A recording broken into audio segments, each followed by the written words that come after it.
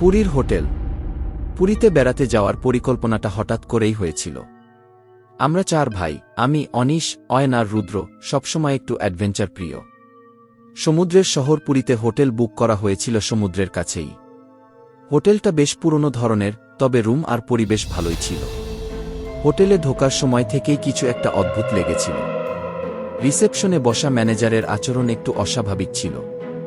Check ইনের সময় তিনি বারবার আমাদের বলে দিলেন হোটেলের ছাদে যাওয়া নিষেধ। আমরা ভাবলাম হয়তো ছাদের মেরামতির কাজ চলছে, কিন্তু নিষেধাজ্ঞার কারণ না জানার কৌতূহলটা মনের মধ্যে বাসা বাঁধে।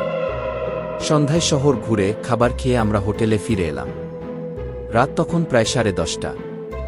অয়ন তখন বলল, ছাদে ওঠার সাহস আছে তোমাদের? রুদ্র সঙ্গে সঙ্গে সায় দিল, এতবার নিষেধ করা হয়েছে, একবার দেখে এলেই মজা হবে। আমি আর অনিশ কিছুটা দ্বিধায় ছিলাম, কিন্তু শেষমেশ সবার কৌতূহলে হার মানলাম। আমরা 4 জন ধীরে ধীরে সিঁড়ি দিয়ে ছাদের দিকে উঠতে শুরু করলাম। আশপাশ ছিল একেবারে নিস্তব্ধ। প্রতিটি ধাপ যেন নিজের ভারের চেয়ে ভারী শোনাচ্ছিল। ছাদের দরজায় পৌঁছে দেখলাম দরজাটা খোলা। অবাক হলাম, কারণ যেভাবে নিষেধ করা হয়েছিল তাতে দরজা বন্ধ থাকার কথা। ছাদে পা দিয়েই আমরা সবাই থমকে গেলাম। চারদিকে অন্ধকার আর ঠান্ডা বাতাসের অদ্ভুত একটা অনুভূতি। সমুদ্রের ঢেউয়ের শব্দ যেন ছাদে পৌঁছাচ্ছে না। হঠাৎ রুদ্র ফিসফিস করে বলল, দেখো ওই কোনায় কিছু নড়ছে না। আমরা তাকালাম। ছাদের এক কোনায় একটা ছায়ামূর্তি স্পষ্ট দেখা গেল। মূর্তিটা ছিল অস্পষ্ট, যেন কেউ দাঁড়িয়ে আমাদের দিকে তাকিয়ে আছে। মূর্তির চোখ দুটো অস্বাভাবিকভাবে জ্বলজ্বল করছিল। অনিশ সাহস করে ওর দিকে এক ধাপ এগিয়ে গেল। সেই মুহূর্তেই মূর্তিটা গায়েব হয়ে গেল।